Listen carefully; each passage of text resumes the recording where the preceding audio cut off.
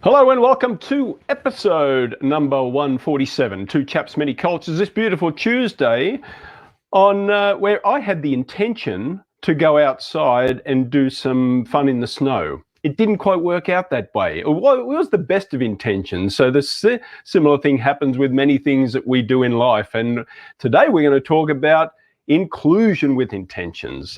Do we come to that area, very important area, with the best intentions? Do we understand what those best intentions are? And who better to speak to it than, of course, regularly we bring in experts to tell us how to do this. So stick around. We promise you it's going to be great.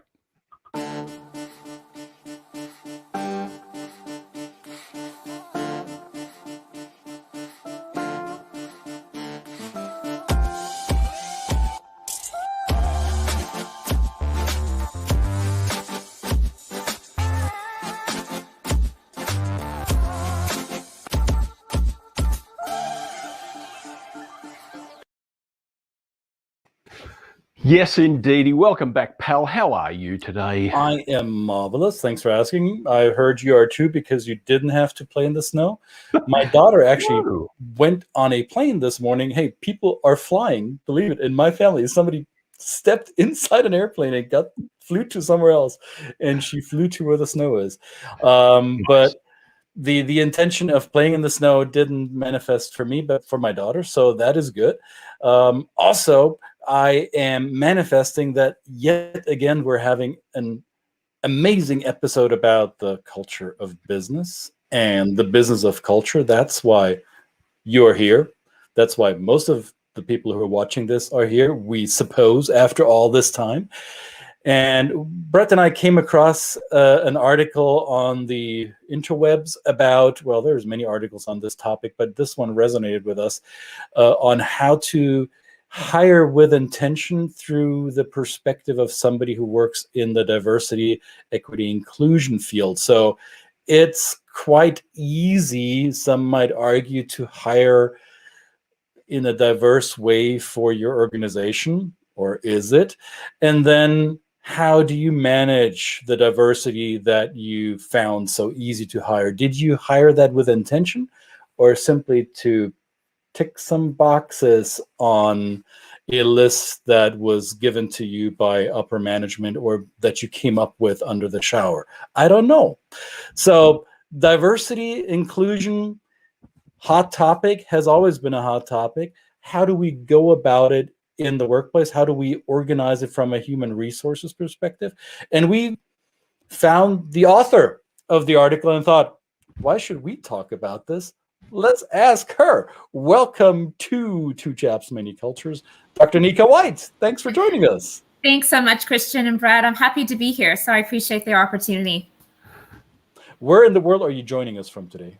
So I am in Greenville, South Carolina, which is upstate of South Carolina. We don't have snow here either, but lots of people that I've been in communication with, they are enjoying the snow right now. So now that is an interesting footprint in the United States, I might argue. Upstate South Carolina, up until 25 years ago, fairly monocultural, I would argue. Maybe there was a low degree of diversity there, but then all of a sudden, many automotive companies from around the world decided to put their facilities there, big three-letter acronym brands that some of you may have heard of, also tire manufacturers and all the supplier network that goes around in a BMW. Ooh, I said it. So upstate South Carolina had to become global in a hurry, right? Yes, it did. So you certainly did your homework, Christian. Yes, we are the home of a BMW plant and Michelin and several other industries. But, for those who aren't familiar with Greenville, South Carolina, we are about 2 hours from Atlanta and about an hour and a half from Charlotte, just to give a point of reference. But Greenville specifically is really up and coming. I mean, it's one of those best kept secrets that's, getting out slowly but surely. And we're seeing an influx of people that are finding it fit to bring their families to this area as a place that produces a great level of quality of living. So yeah, I enjoy the area. So you wrote an article I guess you wrote more than this one article, but the one that we came across, and I have to look up the headline because it was so fitting.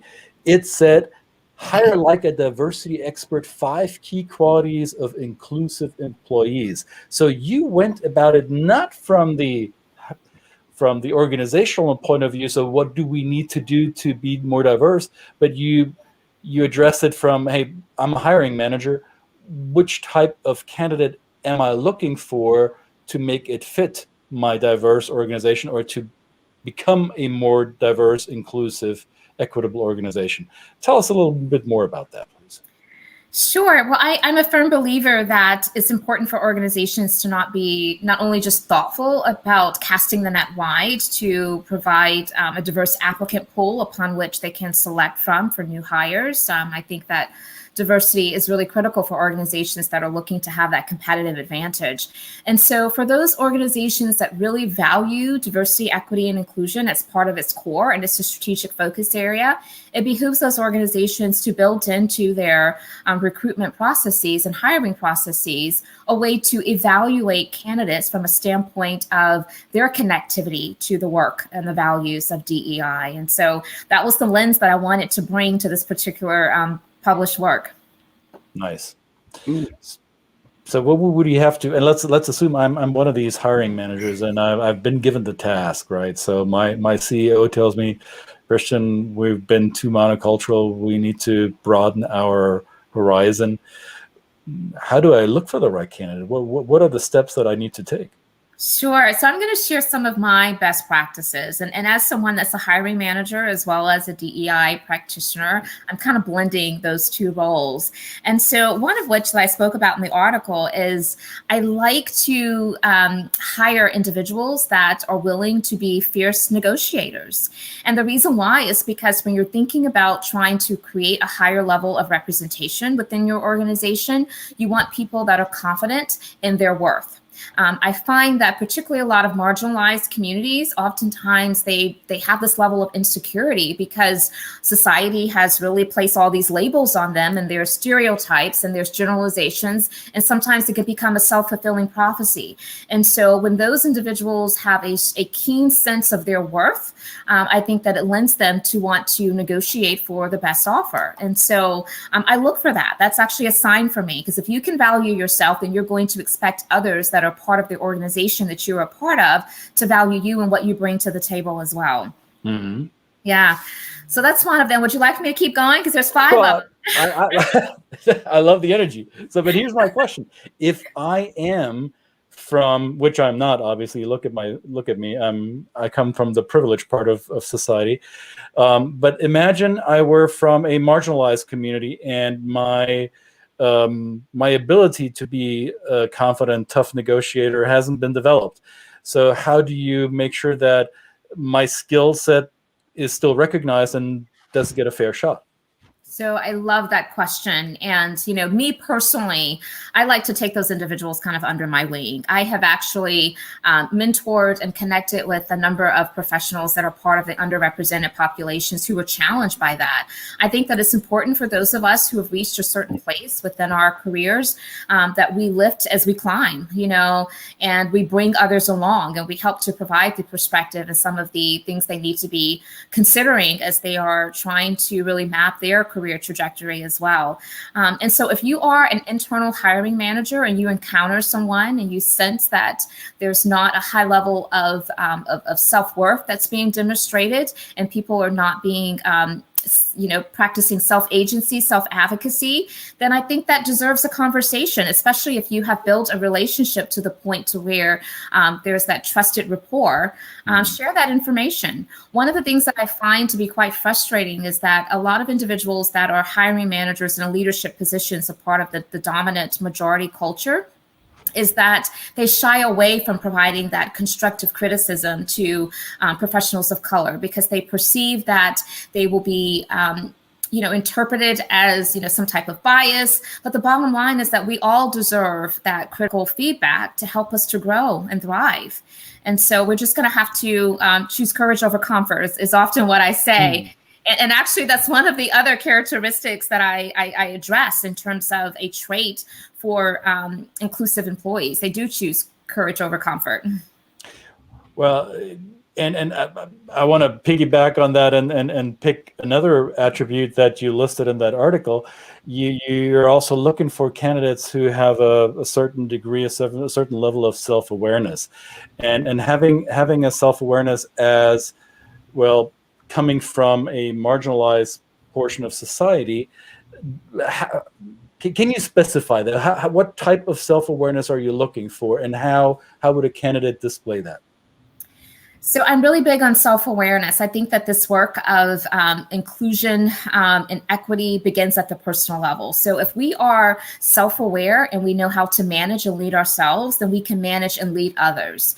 And part of helping to sustain a very inclusive environment with a strong sense of belonging and psychological safety, it requires a good level of self-awareness, paying attention to not only your actions and how you're showing up, but also how in which people that you are observing are showing up as well. If you notice that someone is being disengaged, then find ways to bring them into the fold. And so I think that situational awareness is something that not a lot of people pay close attention to. Let's face it, Christian, a lot of organizations, they operate quite lean. You know, people are doing 2 or 3 different jobs in one, which means that oftentimes our head is in the sand and we're just kind of executing to the task at hand without thinking intently about what's going on in our surroundings and paying attention to how people are showing up or how they're not showing up and how they may be disengaged. Just building on that, because I want to bring in those 2 points. So I come from a culture that's, I'm not a person of color, but I do come from a culture where we do have an embedded tall poppy syndrome in our culture, where we're not really predisposed to tell people how good we are. And so that comes into play even as a person that's not of color. But again, the self-awareness of knowing that about myself when I'm learning about my culture is hopefully, if I'm aware of it because I do culture for a living, but other people that are not aware of that, it would rely on someone like you as a good mentor to understand that from their cultural background. Would you agree? So then you can say, maybe encourage them to call it out for themselves. An Australian approach might be self-deprecation, is to say, I'm not really that good, but as my good learned partner here says, he tells me, and quite rightly, I'm fishing for compliments, right? I'm waiting for somebody else to tell me how good I am, rather than somebody else. Is that part of the process as well? It is, and I'm glad that you brought that up. And so let's take it out of the context of ethnicity or race. Even when I think about gender, sometimes women have a hard time really self-advocating and being communicative about what they can bring to the table and what they have to offer.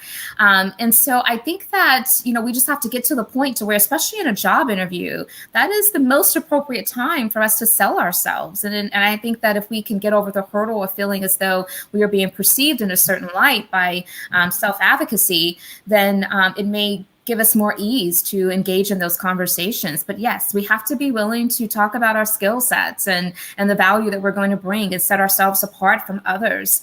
And I think that what makes it even more challenging for those marginalized professionals is that, again, historically, they have been faced with so much oppression that it's harder to sell yourself, because sometimes you begin to have this self-fulfilling prophecy that maybe I'm not good enough, maybe I don't, kind of add up to my majority counterparts. And I want to debunk that and have people to really be able to know that their worth is worth amplifying. Right. Now, I'm not sure I'm phrasing this correctly. So I lived and worked in smaller cities in the South, similar to Greenville, but I haven't worked in Greenville, but I worked and lived in Chattanooga, Tennessee for many, many years. I guess similar in size and overall social fabric, also strong footprint in automotive, later than Greenville. Okay, happened later than Greenville, but these two cities are often compared as to that regard. Now I live and work in Atlanta, where the dynamic is quite a bit different. So some of my African American friends who are in the professional arena in the Chattanooga area or in a smaller city in the South, they have been telling me that they feel this pressure, whether it's outspoken or if it's a covert pressure of code switching. So they enter the workplace in a way to fit the dominant work culture that they find in an organization. So more often than not, that means that the Black employee goes to work putting on their white hat, or they're trying to be white men in order to fit in, right? And I'm oversimplifying this, obviously. Yeah. Living here in Atlanta and experiencing corporate America in a predominantly African American city, I rarely hear these stories, right? This is I'm Black and I'm proud city. This is Atlanta is Black Mecca. This is where Black people are unapologetically successful. So how do you navigate those two poles? Because I think we find these two work environments depending on where in North America we find ourselves working. Or am I off here?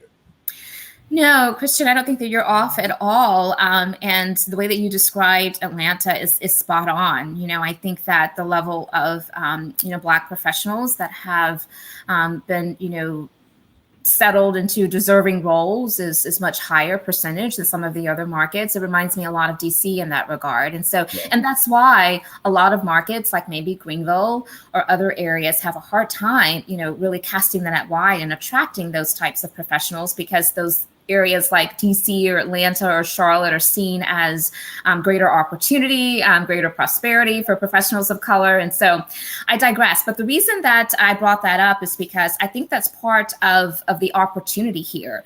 We need to make sure that for those places, those markets that may not be heavily populated with diverse talent, that they still are presenting themselves and the opportunities in their market as one that is inclusive and full opportunity for success for all.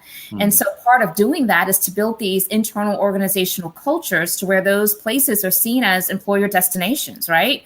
And that's, again, why I feel like it's so important for hiring managers to be thoughtful about, if you have already embraced diversity, equity, and inclusion as part of your value system, then wouldn't it behoove you to make sure that as you're bringing newcomers on board to your organization, that they value that as well? And so, yeah, code switching is huge. It is definitely something that a lot of professionals grapple with, and it causes this harm whereby people begin to deny themselves of their individuality and of their identities. They will try to diminish portions of who they are. They will cover or mask in the workplace, and then what happens is it yields this situation whereby you have conformity, happening.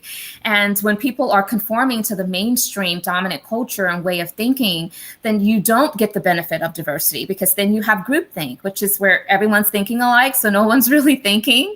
And that's exhausting. It's exhausting to those professionals who have to put on a facade day in and day out. One of the things that I encourage organizations to do is hire for a cultural add and not cultural fit, because cultural fit tends to mean people that are like me, that think like me, behave like me, and that is not how in which you can fully leverage and optimize diversity. Yeah, you're barking up the right tree. I've struggled with this culture fit paradigm that's been forced through corporate North America for so long. I really, really struggle with that, because it's creating just an army of yaysayers, right? Yes, absolutely. Absolutely. We must understand that the value of diversity, one of the greatest assets would be diversity of thought, right? And I always share that diversity in and of itself is not what produces these great results that we often read about in research. It is effective management of that diversity. And part of effectively managing diversity is being thoughtful to create these team structures whereby you have individuals that are from different walks of life, different experiences, different perspectives and backgrounds. That is what yields greater level of creativity and problem-solving ability. And all of that is what produces really good outcomes. There's a lot of work to be done here. I joined a conversation last night, an online conversation, where it was trying to network on the best practices of hiring people. And there was this overwhelming message that everybody was going, culture fit is important. I want to hire people that have my values. I want to hire people that understand my organization, that know my organization. And therefore, again, and I'm part of an organization that is struggling with this message.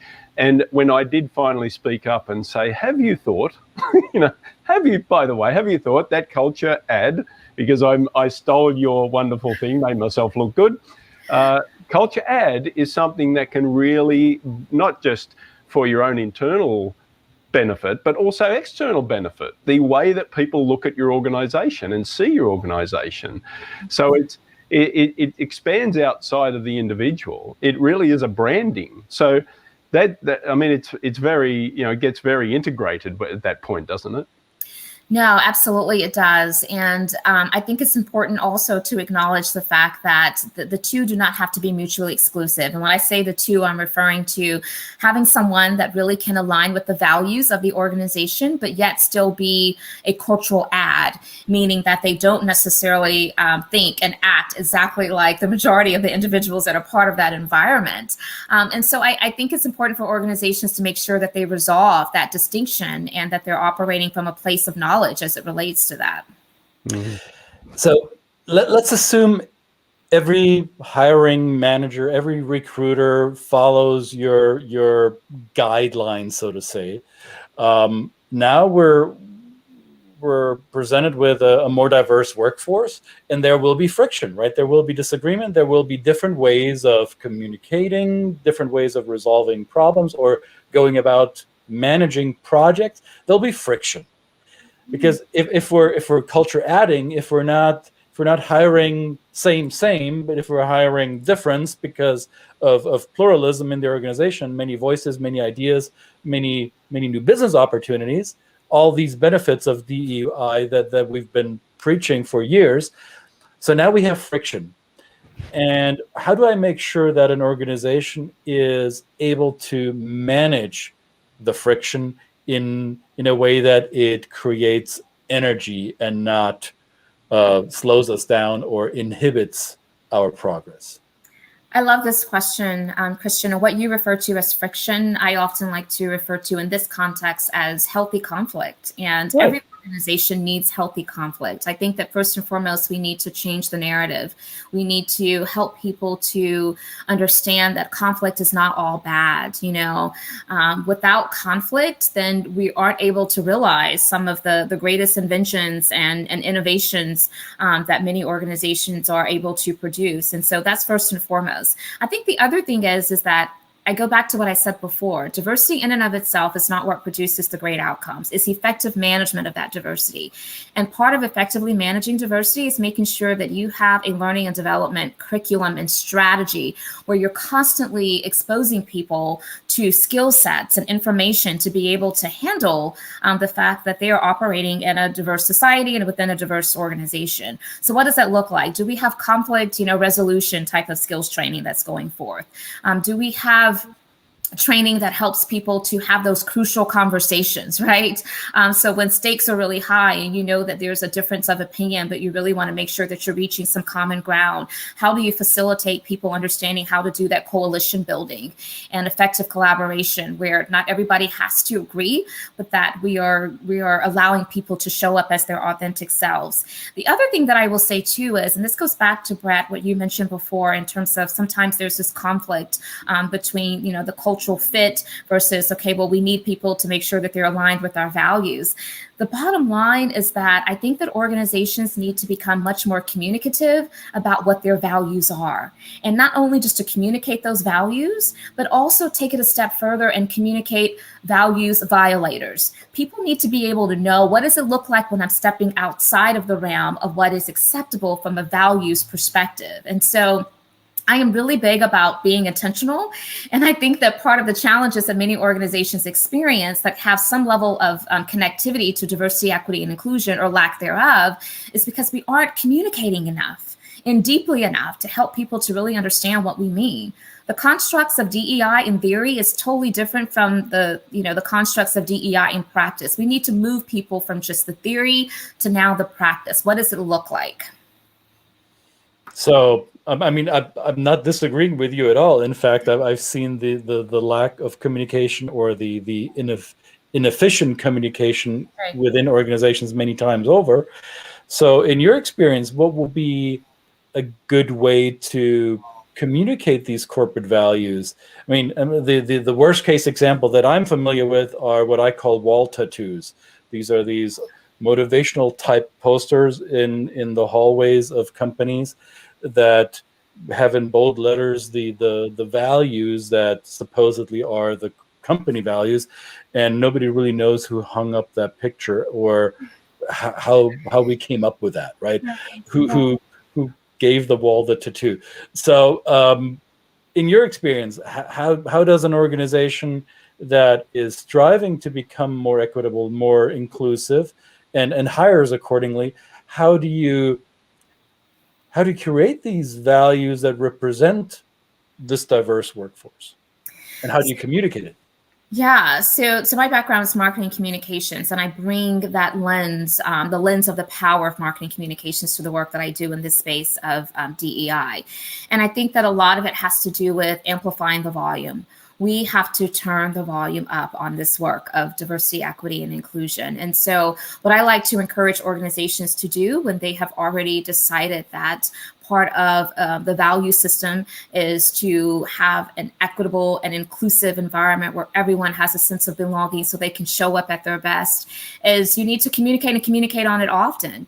And so part of the corporate communications, it needs to be executed with the lens of equity and inclusion. And I find that where organizations are missing the mark is they will align professionals that have experience in communications and corporate communications specifically, but not necessarily this heightened level of sensitivity to the lens of equity and inclusion. And I'm finding this trend now that I think is working to the benefit, where those organizations who are really thoughtful, they are now incorporating as professionals into their corporate communication staff individuals that are sensitivity readers that have, again, this lens of equity and inclusion that can be integrated into the overarching corporate communication strategy. And when you do that, then you're constantly finding very intentional ways of keeping the message of this core value of DEI top of mind for people that are a part of the organization. Okay. I just thought of an analogy. It doesn't quite work because there's 12 months in the year. But you mentioned this turn up the volume, and I'm a musician. You know, there's that adage of turn it up to 11, right? Turn it up loud, right? Turned up to 11. And I'm thinking about the month we're in now, Black History Month. And the fact that, Christian and I had a discussion about this yesterday. Why is it just 1 month? Well, why is it the shortest month of the year? And it's the shortest month of the year. So then, turning up the volume would mean, 1 month seems like it's down there at zero. We're just in the background. We're elevator music. But turning it up to 11 would be, I wish it was 11 months in the year. I'd say turn it up to 11 means that we should be doing this all the time. We should just have it as an active, integral part of our mindset, both in organizations and personally. So I just thought of that analogy. It just came to mind. I thought I might use it if you don't mind. Well, it's an appropriate analogy, especially considering that we're on day 2 of Black History Month. I like to refer to it as Black Heritage Month because it's not just about the history. It's also about all of the wonderful things that Black, individuals are doing now. But I think it's kind of akin to, each individual has a birthday, right? You want to make sure that you're appreciating those individuals all throughout the year. But on the day of their birthday, there is some type of special fanfare that's around it. And so that's how I kind of view Black History Month or Black Heritage Month. I do encourage organizations to be thoughtful about creating meaningful impact during the month. And most often, I think what's most meaningful is when you can center the voices of the Black and Brown employees and make sure that they're seen, valued, and heard. And to more importantly, make sure that you're following up with accountability and with action. It's one thing to be inspired and to hear all the great talk about all the wonderful, Black and Brown people who have done tremendous things. But at the end of the day, what Black people want from their employer perspective is accountability and action to move the needle. How are you making decisions about ensuring upward mobility for Black employees into those senior level positions? How are you creating opportunities to ensure that you are providing an experience where, again, those Black employees feel seen, valued, and heard, and are not viewed as tokens? I mean, there's so much opportunity here that I think people miss. And what happens is it causes those Black and brown employees to become offended, and they will see it as performative. And so, yes, organizations definitely need to be careful about how in which they observe and bring some level of heightened awareness to really what's most important to Black employees during Black History or Black Heritage Month. Now, I mentioned it earlier when we brought you up that you're in upstate South Carolina.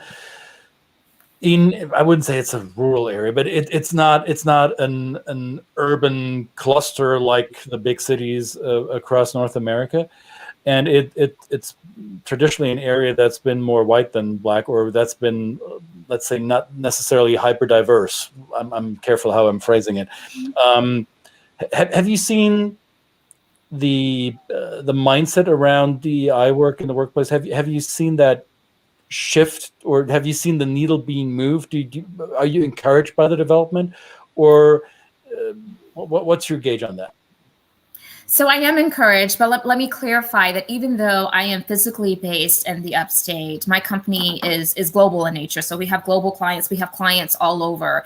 So what I can say is that what I'm seeing is pretty consistent across the board, even though there may be some markets where organizations in those markets are a little bit further along. They have a different set of challenges, where they sit in terms of the continuum of diversity, equity, and inclusion.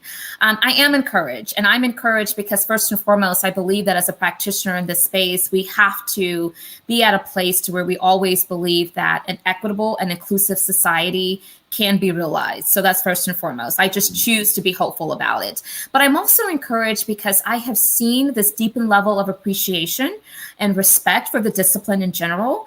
There have been just an influx of organizations who have added on either DEI consultants or even created these chief diversity officer roles. In fact, it was the #1 C-suite position that was marketed and advertised for in 2020. And the conversation is shifting. Whereas before, I think that people were talking very specifically about we need diversity, equity, and inclusion training. Now what I'm hearing is we need a full strategy that looks not only internally at our organizational culture, but also helps us to be a standard bearer of this work in the industry that we serve. And we want to make sure that we are addressing the appropriate level of attention towards our corporate social responsibility efforts. And they're even saying corporate social justice, so the language is changing. Yep. Leads me to believe that people have a deepened awareness of the severity of the issue that's causing them to feel called to action, not only at the individual level, but also at the organizational level, which is huge because there are many organizations prior to May 25th, which that date is ingrained in so many of our heads. It was the date of George Floyd's murder that was so visual and so hard. But prior to that, I think a lot of organizations that are very reputable and knew that their influence has a lot of power, they took on this mantra of, this is our space, this is our lane, we're going to stay right here, and we're going to let the individuals or the organizations that are in the space of social justice to deal with that type of thing. Now they're saying we no longer can sit on the sidelines. We realize that our employees are being impacted by what's happening outside of the four walls of our organization, and we need to be there for our employees so that they can be there for us, and show up at their best and be productive. And so the conversation has shifted, definitely. Okay. Right. So we posted the link to the article that we've been referencing. We posted that in the comments or in the chat box or whatever it's called underneath this video, wherever you're watching this, on YouTube or on Facebook, on LinkedIn, you should be able to see that. So go ahead and read that. Do yourselves a favor. You'll be smarter afterwards, as was I, and I'll go back and read it again. Nika, what would be the #1 or the top 3 points of advice you would give somebody in whether they're a hiring manager or in a human resources function, or I don't know, in an organization, operational role where they're influencing hiring decisions? what would be your top advice when it comes to hiring for a more diverse organization? I think my top advice is we have to get to a place to where we are keenly aware of the difference between activity versus impact. And when I think about activity, it has a start and an end date. And I think that in order for us to create sustainability around the work of DEI, whether or not it's around recruitment and retention, or even some of the learning and development or other opportunities, we have to drive towards impact. And what that looks like is you have to consider culture, systems, policies, procedure. That's how you really are able to move the needle.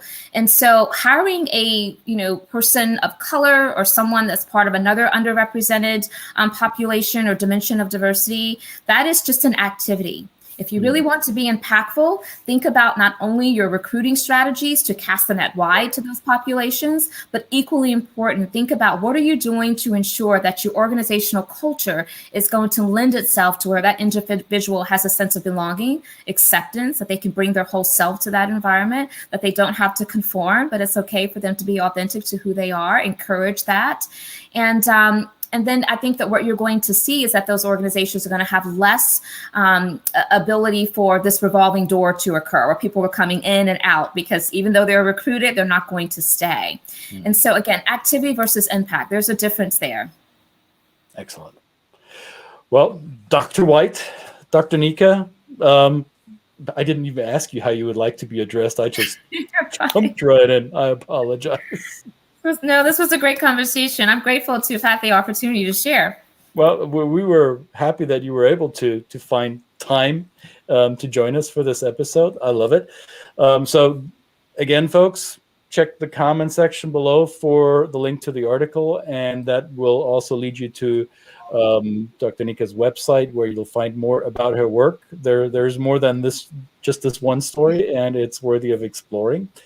We'll be back again tomorrow with yet another how-to episode, so stay tuned for that, which means that not only are we going to talk about a how-to topic, we'll follow it up with a Clubhouse conversation right after the episode. So we're going to take it from live streaming to live chatting. Unfortunately, it's still for the very exclusive club of people that have a fruit symbol on their phone, but it might change in the future. Who knows? So stay tuned for that tomorrow. What else do we need to mention, Brett? And we can't hear him for some reason. That's all right. He may have run out of juice in his battery for his microphone. Yeah. This is a good sign for us to come to a conclusion. Stephen is watching and thinks it's wonderful. Stephen is also in one of the Carolinas. I forgot which one. Okay. And then we have here a LinkedIn user that shall be unnamed. Many struggled with defining cultural fit in a diverse and inclusive environment. Yes, we talked about this. And you might remember Trevor because he remembers you, Nika. Who knows? Who knows? Yes. Small world here. All right. Nika, thank you very much for joining us today. Yeah. This was Two Chaps Many Cultures on this February 2nd, Tuesday. Be safe, everybody. Be smart. And if you have to go outside, mask up. Yes. Remember, Nika, thanks very much. Thank you. Hope to see you in real life soon when it's safe to travel. Brett's found his mic. I'm back. Well, then let's do another 30 minutes. Okay. You didn't. My brother joined. My brother's from Australia. My younger brother, who's a lot smarter than me, and I know he works in a very diverse. So he's saying that diversity is dynamic. So I thought that. That's great. Which is good. I mean, it's again thinking about that external, how people see your organization, and I think that any diverse organization is seen as dynamic by nature of its of the things that people see. So I thought that was a good. Yeah, excellent. Well, thank you very much. I'm glad I got my microphone back. And no, I'm not going to go and play in the snow. I've got other things to do. Thanks, everybody. Two chaps and one smart lady. We're out for today, and we'll see you again tomorrow. Bye. Thanks.